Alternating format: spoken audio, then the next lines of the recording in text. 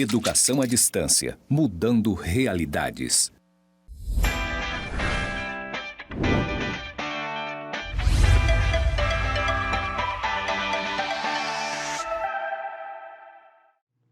Olá, querido estudante, querida estudante aqui do curso superior de Tecnologia em Gestão Comercial, aqui do Instituto Federal de Rondônia. Eu que sou a professora Maria Alva de Souza Silva, você já me conhece, estamos aqui no estúdio de gravações aqui do campus Porto Velho, Zona Norte. E antes de a gente dar início, eu preciso fazer a minha audiodescrição. Olha só, eu sou uma mulher branca, sou loira, estou trajando uma camisa na cor vinho, uma calça preta. Aqui no estúdio, atrás de mim, eu tenho uma parede branca com uma figura geométrica estampada, uma figura que é interligada por pontos e traços. Aqui à minha esquerda tem também uma parede branca com as letras EAD, que significam Educação à Distância, logo abaixo escrito Mudando Realidades. É isso mesmo, porque você já sabe que a educação à distância, ela muda a realidade, ela transforma destinos. E você vai ser um brilhante gestor comercial. É por isso que nós estamos aqui, para estudar o direito empresarial na nossa aula número 3. Não vamos aqui tomar muito seu tempo, sabemos que você tem suas tarefas, suas obrigações. É por isso que eu te convido para vir aqui na tela comigo, que a partir de agora nós faremos o estudo do direito empresarial, ok? Mas, como de costume, está aqui, ó, bibliografia recomendada para você dentro da nossa disciplina. Estou indicando aqui o livro da nossa querida Elizabeth Vido, tá? Em sua 10ª edição, tá? Você vai acessar a minha biblioteca lá no SWAP e vai fazer a pesquisa. Você pode colocar o nome da autora ou pode colocar o nome do livro que vai aparecer para você. Não deixe de fazer o acompanhamento da disciplina por meio da nossa bibliografia recomendada, tá? Acesse o SWAP e vai lá em minha biblioteca virtual, ok? Um outro livro também que é indicado dentro dessa nossa unidade, que é a unidade 3, é o livro do Gladstone Mamed, tá? Manual de Direito Empresarial em sua 16ª edição. Ele também faz parte aqui das nossas indicações de bibliografia para o acompanhamento da disciplina. Dito isso, nós já sabemos aí que você não pode fazer a nossa disciplina sem fazer a leitura dos livros em seus capítulos, conforme vai tendo a indicação aí no roteiro da disciplina para você, tá? E aqui na nossa unidade 3, como você já sabe, vamos conversar sobre empresário individual e sociedades empresárias. Também falaremos sobre registro de empresa, elementos da identificação da empresa, tá? E nós podemos começar dizendo que a partir da entrada, né, do nosso novo Código Civil, a denominação passou a ser direito empresarial em substituição a direito comercial, tá? Sendo o direito empresarial o conjunto de regras jurídicas tendentes a organizar a atividade empresarial. Lembrando para vocês que lá no comecinho, quando a gente falou de direito comercial, expliquei para vocês que o direito comercial ainda existe por conta do código, né, comercial, que ainda não foi completamente revogado, porque existem algumas normas de direito marítimo ainda constantes dentro daquele livro, ok? E aqui vamos, de fato, trazer uma questão inovadora que veio aqui, o direito empresarial, que é o termo utilizado dentro do nosso Código Civil, ok? Vamos lá. Trouxe aqui para vocês algumas leis, né, que além do direito civil, né, que vem estar compondo, né, olha só, outras leis continuam a compor o ordenamento empresarial. Temos aqui a Lei 11.101 de 2005, que ela trata sobre a recuperação de empresas e da falência, tá? É importante dar uma lida nessa lei para vocês entenderem como é que funciona a questão da recuperação e da falência. Sabemos que a falência não é determinada de qualquer forma, né? Ela passa por um processo judicial. Temos também a Lei 7.357 de 85, que é a lei do cheque, também que ela é utilizada dentro do direito empresarial. Temos a Lei 9.279 de 96, que trata sobre a propriedade industrial, entre outros. Temos a Lei Complementar 123, que institui o Estatuto Nacional da Microempresa e da Empresa de Pequeno Porte. Essa lei aqui é de extrema importância para vocês, tá? até porque o gestor comercial, geralmente aqui, nós temos essa pegada aí de trabalhar com microempresas e até mesmo com empresas de pequeno porte, ou até com o MEI também, né, que é o microempreendedor individual, que não está estampado neste momento aqui, tá? E o próprio Código Comercial continua em vigor em relação ao comércio marítimo, como eu comentei com vocês anteriormente, ok? Aí são algumas normas, tá? Que a gente trabalha dentro do direito empresarial. Não vamos falar sobre todas elas, mas aqui eu trouxe para vocês terem uma noção de algumas leis que compõem o rol aí de legislações aí que vem estar trabalhando dentro do ordenamento jurídico no âmbito empresarial, ok? Mas aí, olha só, o que é o direito empresarial, né? O direito empresarial é o ramo do direito que tem por objeto a regulamentação da atividade econômica, percebam, tá? Daqueles que atuam na circulação, na produção de bens, bem como na prestação de serviço, né? Aqui entre os empresários, essa é um conceito trazido aí pela nossa autora Elizabeth Vido, tá? O conceito de empresário é estabelecido pela própria lei, mais precisamente aqui no artigo 966 do Código Civil, pelo qual considera-se empresário quem exerce profissionalmente atividade econômica organizada para a produção ou a circulação de bens e serviços, ok? Então, o próprio Código Civil ele já traz aí o conceito do que é empresário, tá? Então, fiquem atentos aí para fazer o acompanhamento da disciplina com o nosso Código Civil do lado, com a doutrina do lado, com todas essas legislações que são recomendadas aqui durante a nossa explanação, tá? E ainda complemento dizendo que o empresário é o sujeito da atividade empresarial, o titular dos direitos e obrigações, tá? Então, é esse aí que é o empresário que é determinado no artigo 966 do Código Civil. E ainda, dando continuidade a essa temática, vamos falar um pouquinho sobre a atividade empresarial.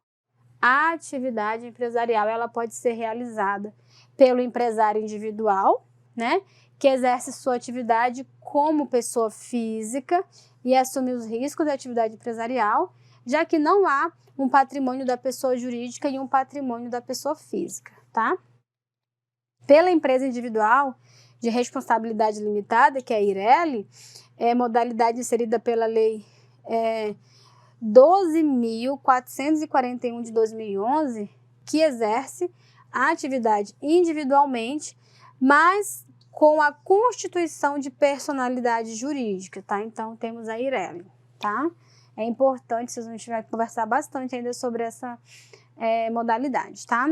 E pelas sociedades empresárias, tá? Aqui a gente está falando o empresário individual, né? Depois a empresa individual de responsabilidade limitada e agora pelas sociedades empresárias que exercem a atividade empresarial pela contribuição de duas ou mais pessoas, constituindo ou não personalidade jurídica, dependendo da ocorrência do registro. Isso aqui já foi bem conversado, né? Se não tiver a ocorrência do registro, ela vai ser uma sociedade de fato, ela não vai ser uma sociedade formal, tá? E aqui, pessoal, eu trago para vocês algumas vedações, tá? Vedações de quem, a princípio, não poderia exercer a atividade empresarial. Olha só, em regra, toda e qualquer pessoa que possua capacidade civil plena pode exercer a atividade empresarial, salvo aqueles que a lei proíbe. Quem são esses que a lei proíbe? Os funcionários públicos, os militares, os magistrados, os corretores e leiloeiros, os cônsules, o médico na atividade de farmácia, o falido, né, que aqui, no caso, tem que ter a sentença, né, para ter a falência, e os estrangeiros não residentes no país. O que acontece? Isso aqui, gente, são situações de exercer a atividade empresarial de forma plena, tá? Mas, eles não estão proibidos de ingressar nas sociedades, né? Mas eles não podem ocupar os cargos de gerência, apenas de investidores, né? Da sociedade empresarial. Por quê? A lei entende que se a pessoa é funcionária pública ou é um militar, ele não pode ficar dentro da gerência, da administração, tendo um cargo que tome muito seu tempo, né? Porque presume-se que ele tem que se dedicar ao cargo público, que ele é remunerado para isso, né? Então, poder ele pode, né? Ele não pode ocupar cargos de gerência, ou seja, ele pode ter a sua participação na empresa como um mero investidor, por exemplo. O nome dele pode constar lá no estatuto, mas ele não vai entrar como sócio majoritário, por exemplo. No caso, como sócio administrador, perdão. Ele não entra como um sócio administrador. Ele não pode ter funções que lhe tomem o tempo na administração da empresa, tá certo? E aqui nós temos as obrigações do empresário, as principais obrigações do empresário. Ele tem que fazer o registro do nome empresarial, que é a obrigação mais importante, né? Tem que fazer o registro dos contratos e estatutos de constituição da empresa. Eu preciso que vocês se atentem a isso aqui, tá? Por que eu falei que a obrigação mais importante é o registro do nome empresarial? Porque vai ter a denominação, né? No nome tem a denominação. Se ela é, por exemplo, sociedade anônima, né? Aqui, sociedade anônima geralmente são para grandes empresas, assim, bancos, por exemplo, né? Mas é um exemplo, não deixa de ser um exemplo. Então, por que é importante? Porque tem a denominação do nome. No nome tem a denominação, né? Então, o empresário tem a obrigação de fazer o registro dos contratos e estatutos de constituição da empresa, né? Ele tem que fazer também o registro dos livros comerciais e os atos empresariais são registrados perante o órgão principal de comércio de cada cidade, ou seja, geralmente é na junta comercial, ok? Mas tem outras possibilidades que veremos à frente em relação ao registro. E aqui vamos falar um pouquinho sobre as sociedades simples, que estão estampadas aqui no artigo 997 do Código Civil, que diz assim, ó: a sociedade constitui-se mediante contrato escrito particular ou público, né? Esse particular ou público vai depender de como ele foi feito, né? Que, além de cláusulas estipuladas pelas partes, mencionará o nome, nacionalidade, o estado civil, a profissão, a residência do sócio, né? E também vai ter que conter a denominação, o objeto, a sede, o prazo da sociedade, o capital da sociedade expresso em moeda corrente, né? A cota de cada sócio no capital social e o modo de realizá-la, as prestações a que se obriga o sócio, cuja contribuição constitui serviços. Outra coisa que vai ter que mencionar também é as pessoas naturais incumbidas da administração da sociedade, seus poderes, né? Aqui vai ter que ter o nome, né? Até porque temos algumas vedações, né? Para administração, né? Vai ter que constar lá quem que é o sócio administrador, né? A participação de cada sócio nos lucros e nas perdas vai ter que constar. Se os sócios respondem ou não subsidiariamente pelas obrigações sociais. Ainda vamos chegar lá, né? Porque tem a responsabilidade subsidiária, né? Que a gente vai comentar já já, tá? E ainda aqui falando das sociedades simples, nós temos o artigo 998, que diz assim, ó: nos 30 dias subsequentes à constituição da sociedade, deverá requerer a inscrição do contrato social no registro das pessoas jurídicas do local da sede, né? Se não tiver o registro, não deixa de ser uma sociedade, porém, será uma sociedade irregular ou uma sociedade de fato. Eu já venho alertando para isso aí, porque precisamos formalizar, né, essas sociedades, não deixar elas assim de forma irregular, ok? E aqui vou comentar com vocês sobre as sociedades cooperativas também, que é muito interessante, tá bem tranquilo aí no mercado, tá ok? Olha só, as cooperativas são sociedades de pessoas com forma e natureza jurídicas próprias de natureza civil, não sujeita à falência, ou seja, ela não vai para aquele processo judicial de falência, constituídas para prestar serviços aos associados, distinguindo-se das demais sociedades, tá? Então, é bem interessante aqui essas sociedades cooperativas, tá? Porque elas são constituídas para prestar serviços aos associados, tá? Porque poderíamos dizer assim que elas não visam lucro, né? Até porque a gente nem chama de lucro. Tudo que a gente poderia chamar de lucro numa cooperativa, nós chamamos de sobras, tá? O termo técnico são as sobras que equivalem aos lucros. Por exemplo, um banco que teve lucro, uma sociedade cooperativa de crédito vai ter sobras, né? E aí, elas são constituídas para prestar serviços aos associados, tanto é que essas sobras aqui, geralmente passa para a Assembleia para ver o que vão fazer com as sobras. Na maioria das vezes, elas são divididas entre os seus associados, tá? Aí, indo aqui para o artigo 982, né? Olha só, do Código Civil, tá? No parágrafo único diz assim: independentemente de seu objeto, considera-se empresária a sociedade por ações simples, né? A cooperativa, tá? Exemplo, cooperativa de crédito, cooperativa de trabalho, cooperativa de saúde, etc. Aqui na próxima tela, eu trouxe para vocês aqui, a título só de esclarecimento, sobre sociedades cooperativas, né? Porque existem alguns princípios dentro das cooperativas, por exemplo, a gestão democrática, a adesão livre e voluntária, temos a participação econômica, temos a autonomia e a independência, a educação, formação e a informação. Nós temos, assim, muitos princípios dentro das cooperativas que são bem interessantes, bem atrativos, né? Tanto que as cooperativas de crédito estão aí tendo maior sucesso aí na nossa economia, né? E aí, mesmo sendo sociedade simples, o arquivamento dos atos das cooperativas deve ser realizado na junta comercial, tá? Então, mesmo que seja sociedade simples, é preciso fazer o arquivamento. O arquivamento, gente, não é eu vou deixar lá arquivado. Não, é o registro, basicamente o registro que a gente pode chamar desse arquivamento dos atos das cooperativas, tá? Que são os documentos, ok?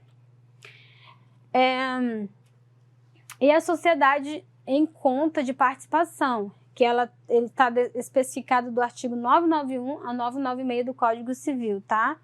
Essa sociedade em conta de participação, ela se assemelha a um contrato de investimento, tá? Já você vai entender por quê.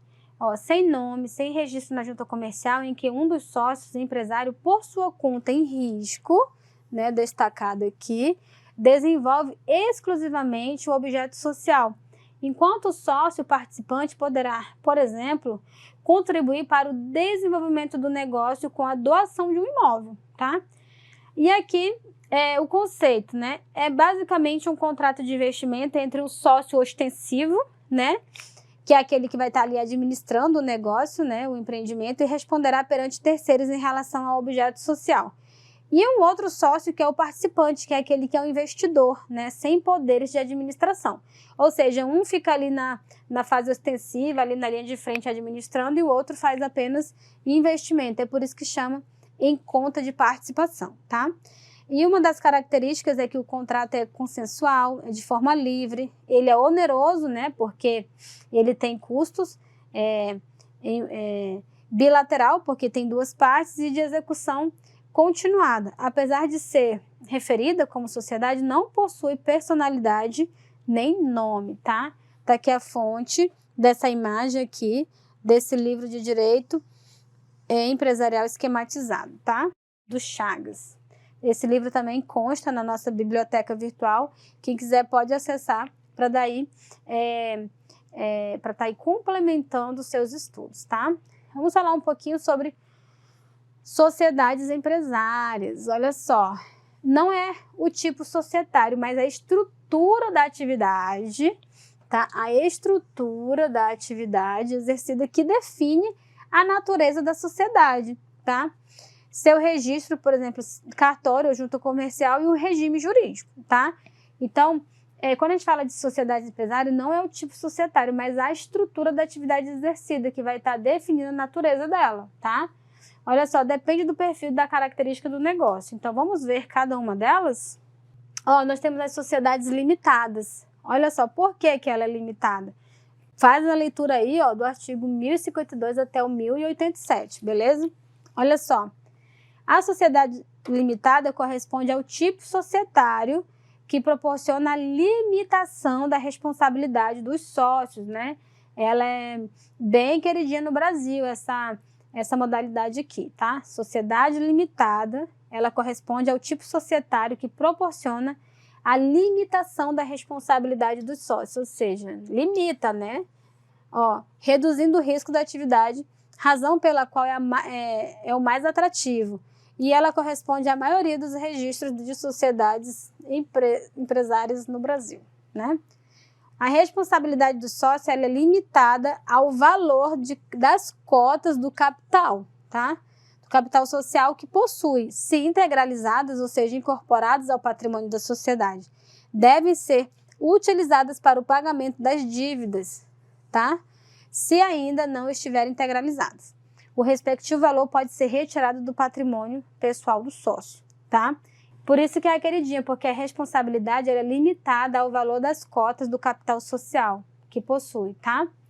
Nela, a responsabilidade de cada sócio é restrita ao valor de suas cotas, como eu acabei de dizer, mas todos respondem solidariamente pela integralização do capital social. Assim, olha só, se tiver eventuais perdas decorrentes do fracasso da empresa, são limitadas ao valor de suas cotas partes, tá? Ressalvadas a solidariedade pela integralização do capital. Ressalvadas. Então, se fizer a integralização do capital, né? Fica ressalvada essa limitação à cota parte. E aqui a gente vai conversar um pouquinho sobre responsabilidade solidária e responsabilidade subsidiária, que a gente já vem conversando sobre isso ali atrás, né? Olha só, a responsabilidade solidária é aquela em que o credor, olha só, ele pode exigir de um ou de todos os devedores, por isso que ela é solidária. Eu sou solidário a você, então, se estão te cobrando, essa dívida pode ser cobrada de mim também. Então, eu sou solidária a você nessa dívida, né? Ao mesmo tempo, a completude da obrigação devida, do débito devido. Olha só. Então, a responsabilidade solidária é aquela em que o credor, ou seja, o credor, pode exigir de um ou de todos os devedores ao mesmo tempo, tá? Já a responsabilidade subsidiária significa que os credores, né, precisarão atingir, em primeiro lugar, o patrimônio da sociedade. E apenas quando ou seja, quando o patrimônio não for suficiente, é que os bens dos sócios podem ser atingidos, tá? Respeitando a ordem do artigo 1024. Então, eu preciso que vocês vejam o artigo 1024 para ver qual que é a ordem de preferência ali no pagamento, para cobrança, tá ok? Faça a leitura aí do artigo 1024. Não vou colocar ele aqui para vocês, porque senão a nossa aula vai ficar aí umas 2 horas e não é interessante para você como aluno uma aula tão cansativa de mais de 1 hora, né? E temos a responsabilidade solidária e ilimitada. Olha só, pesada, né? Olha só, significa que após o término dos bens da sociedade e ainda não satisfeita a dívida, os sócios podem ser cobrados no valor das dívidas sociais, permitindo-se, inclusive, que os sócios sejam cobrados individualmente devido à solidariedade, né? Ou seja, encerrou a empresa, né? E os bens não... E mesmo assim, a dívida não foi satisfeita, né? O sócio ele pode responder no valor das dívidas sociais, inclusive de forma individual. Por isso que é bem pesado, né? Tem que ter muita atenção na hora de formalizar um contrato para observar onde você está entrando, ok? Então, vamos para o registro de empresa. Olha só, uma das obrigações elementares, ou seja, básicas para o exercício da empresa é o registro empresário, né? Pessoa física ou da sociedade empresária, pessoa jurídica, né? Esse registro, ele é regulado pelos artigos 967 até o 970 do Código Civil e pela Lei 8.934 de 94, que disciplina, olha só, o registro público de empresas mercantis, tá? E aí fica a cargo das juntas comerciais, tá? Toda e qualquer sociedade empresária, independentemente do seu objeto, ela deve ser registrada na junta comercial do estado em que está lá sediada, tá? E aí na Lei 8.934, lá de 94, que ela dispõe sobre esse registro público de empresas mercantis e dá outras providências. Então é importante que vocês deem uma lida nessa lei para entender como que ela está ali disciplinando, como são essas regras dos registros públicos de empresas mercantis, tá? E ainda, no novo Código Civil, nós temos o artigo 1150, tá? As sociedades simples e as empresas individuais ao registro das pessoas jurídicas, tá? Então, atenção ao artigo 1150 do nosso Código Civil, que fala sobre as sociedades simples e as empresas individuais ao registro das pessoas jurídicas, tá? E vamos falar um pouquinho sobre o regime jurídico dos micro e pequenos empresários, tá? Regime jurídico, olha só. A legislação que cuida do regime jurídico aplicável às micro e pequenas empresas tem 3 objetivos principais. Vamos lá. O objetivo é reduzir a carga tributária, né? Desburocratizar a atividade empresarial e estimular o desenvolvimento dos negócios de pequeno porte, né? É por isso que nós temos aí esses objetivos principais, ou seja, a partir desses objetivos vai estar fomentando, vai estar incentivando e facilitando para que os micro e pequenos empresários possam estar aí trazendo para a formalidade os seus negócios, tá? Além dessas 3 situações, os micro e pequenos empresários, né, no caso, recebem um tratamento diferenciado, que é mais protetivo e mais vantajoso, né? Então, vamos dar continuidade. E aqui, já que a gente entrou nessa temática, aí vamos falar sobre o empresário individual, tá? O empresário individual, ele é considerado uma pessoa natural, tá? Sua razão social é o nome do empresário que exerce sozinho a atividade empresarial por conta e riscos próprios, tá? Neste caso, a responsabilidade pelas dívidas sociais sempre será ilimitada, né? Ele está ali sozinho, né? Então, olha só, equiparado às pessoas jurídicas apenas para efeitos tributários, olha só, o empresário individual, tá? É equiparado à pessoa jurídica para efeitos tributários, já que na legislação civil é tratado como pessoa física. Também possui vinculação ao registro público de empresas mercantis nas juntas comerciais, tá? Então, é bem tranquilo aqui também sobre o empresário individual. Ele é tratado como pessoa física e é considerado uma pessoa natural, tá? Mesmo assim, ele tem o registro na junta comercial, tem que ter. E qual a diferença do MEI, do microempreendedor individual e do empresário individual, tá? MEI, microempreendedor individual e empresário individual, tá? O empresário individual faz-se a abertura na junta comercial, tá? Isso daí fica bem tranquilinho que eu acabei de falar, tá?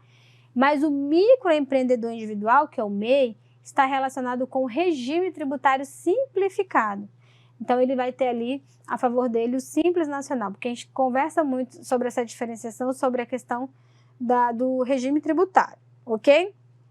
E tem que estar enquadrado na natureza jurídica de direito de empresário individual. Mas percebam, ó, isso aqui é bem interessante. Nem todo empresário individual é um microempreendedor individual, pois para dizer se ele deve-se analisar o regime tributário escolhido no ato da sua constituição. Então tá aqui, o regime tributário é que vai ter que ser observado. Pois ele pode escolher, por exemplo, ser lucro presumido ou lucro real. Nestes casos, ele não poderá ser MEI, tá? Ele não seria MEI.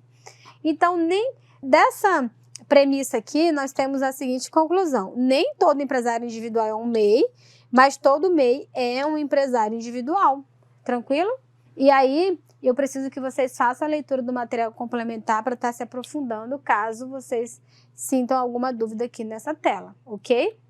De fato, vocês precisam estar aí fazendo a leitura da bibliografia para vocês entenderem com mais propriedade essa situação. Então, trago aqui para vocês o MEI, que é o microempreendedor individual, que ele está lá regulamentado na Lei Complementar 123 de 2006, tá? Vocês vão ter que ler essa lei, não tem para onde correr, é de extrema importância, tá? Lá no artigo 18A, em seu parágrafo 1º, diz o seguinte, ó: considera-se MEI o empresário individual que se enquadre na definição do artigo 966, lá do nosso Código Civil, né? Ou empreendedor que exerça as atividades de industrialização, comercialização e prestação de serviços no âmbito rural que tenha auferido receita bruta, tá? Essa questão da receita bruta é determinante no ano calendário anterior até R$81.000, tá? Se passar disso, então ele já não vai mais se enquadrar aqui, ele já passa para outra categoria que já eu vou mostrar para vocês onde é, tá? Que seja optante pelo Simples Nacional, tá? E que não esteja impedido de optar pela sistemática prevista neste artigo. Então, quando a gente fala de MEI, o principal fator a ser observado é a receita bruta no ano calendário anterior, que não pode passar de 81 mil. Aí, se passar, já não vai poder se enquadrar aqui dentro dessa temática aqui. Não vai poder se enquadrar dentro do microempreendedor individual, ok? E aqui eu trouxe essa tela que é bem interessante. O microempreendedor individual, regime tributário simplificado. Aí aqui a gente tem a perguntinha. Eu posso ser MEI? Para ser MEI, tem que ter alguns requisitos. Microempreendedor individual, né? Tem que ser empresário individual, né? Tem que possuir uma renda bruta de até R$81.000, como eu já falei, né? Por ano, né? No ano calendário anterior. Ou seja, R$6.750 de renda bruta mensal, que é a média, né? É uma média, né? Porque tem mês que dá mais, tem mês que dá menos, mas não, o importante é isso aqui no ano, tá? Ele só pode possuir somente um empregado, tá? E esse empregado, quando a gente fala assim, um empregado registrado só pode ter um, não pode ter mais de um. Claro, ele pode ter um estagiário, pode, porque estagiário não é empregado, tá? Então, o estagiário pode? Pode, tá? Não ter participação em nenhuma outra empresa, seja como sócio ou seja como titular, não pode. Ele só pode ser MEI, tá? Trouxe aqui a fonte do Alessandro Sanches. Inclusive, tem uma tela aqui que tem um videozinho do YouTube que eu apresento para vocês aqui, que é bem legal para vocês assistirem, desse Alessandro Sanches, que ele vai estar vindo aqui para complementar a nossa aula, porque é bem legal. Então, eu separei para vocês porque ele explica de forma bem didática, bem tranquila, e vocês vão conseguir estar aí tirando um monte de dúvidas assistindo esse videozinho aqui, que acho que são apenas uns 12 minutos, tá? Bem tranquilo, tá? Temos aqui o microempreendedor individual, temos a microempresa e nós temos as empresas de pequeno porte, né? Não esqueça de fazer a leitura da Lei 123, tá? Que já foi recomendada. Aqui no microempreendedor individual, para ele ser, ele tem que, no máximo, ter a renda bruta de R$81.100. De R$81.000, tá? Porque se ele passar disso, ele vai ter que fazer a nova enquadração. Porque se ele não se enquadrar em um outro regime, ele vai estar de forma irregular, vai estar errado, né? E aí ele pode cair aí numa situação fiscal, né? Que pode estar prejudicando a empresa, tá ok? Aí nós temos a microempresa, né? Que ela vai de R$81.001 com limite de até R$360.000. Já se enquadra aqui em microempresário, tá? E aí, de R$360.001, se passar disso aqui, já pode ser enquadrado em EPP. Então, essas modificações, elas precisam ser feitas no contrato, porque isso interessa para o governo, né? Você não pode ficar de forma irregular. Então, é uma EPP, empresa de pequeno porte. Então, ela vai de R$360.001 até R$4.800.000, tá? Peço que vocês não deixem de fazer a leitura da Lei 123, tá? Então, vocês podem perceber que a principal característica que diferencia essas modalidades aqui, entre MEI, ME e EPP, o tipo de empresa é a renda bruta, tá? A principal característica que diferencia modalidade e tipos de empresa é a renda bruta, porque a lei deixa isso muito claro, tá certo? E aqui a gente vai conversar sobre a empresa individual de responsabilidade limitada, que é a EIRELI, tá? Bem interessante, olha só. A empresa individual de responsabilidade limitada é aquela constituída por uma única pessoa titular da totalidade da capacidade social, devidamente integralizado, né? que não poderá ser inferior a 100 vezes o salário mínimo vigente no país, tá? O titular não responderá com seus bens pessoais pelas dívidas da empresa. Então, isso aqui é muito atraente também, né? Não responderá com seus bens pessoais. Mas vamos caminhando para a gente ver as exceções, tá? Olha só, a pessoa natural que constituir empresa individual de responsabilidade limitada somente figurará em uma única empresa dessa modalidade. Mesma coisa lá que já foi dito anteriormente, né? Só vai poder figurar em uma empresa desta modalidade. E ainda falando sobre a Eireli, aplicam-se à Eireli, no que couber, as mesmas regras previstas para as sociedades limitadas. Então, no que couber, tá? E somente o patrimônio social da empresa responderá pelas dívidas da empresa individual de responsabilidade limitada, hipótese em que não se confundirá em qualquer situação com o patrimônio do titular que a constitui, ressalvados os casos de fraude. Então, se perceber que tem alguma fraude, lógico que vai poder entrar no patrimônio do titular, né? Se tiver fraude. Se não tiver, aí é bem tranquila aqui essa situação, né? E vamos falar um pouquinho sobre empresas de pequeno porte, né? As EPPs, a principal característica, tá? Como vocês já viram, ela tem previsão lá na Lei Complementar 123, lá de 2006, que tem lá essa lei que institui, né, que traz o Estatuto Nacional das Microempresas e das Empresas de Pequeno Porte, né?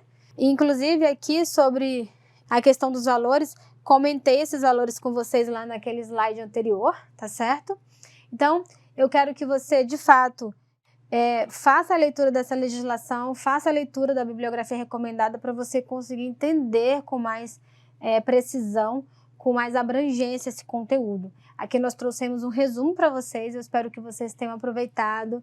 Se tiver dúvida, volta, dá um pause. Se eu estiver falando muito rápido, porque às vezes a gente tenta dar uma corrida por conta do tempo, tem a engrenagemzinha aí do YouTube para vocês, onde vocês podem estar acelerando, né, o vídeo ou adiantando, colocando mais rápido ou mais lento, vai ficar a critério de cada um, tá certo?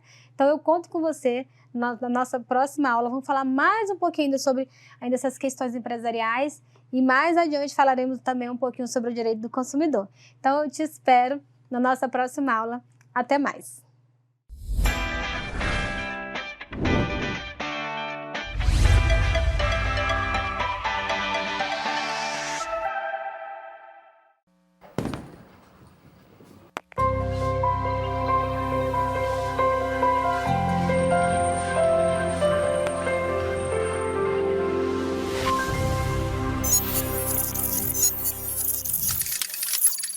Educação à distância, mudando realidades.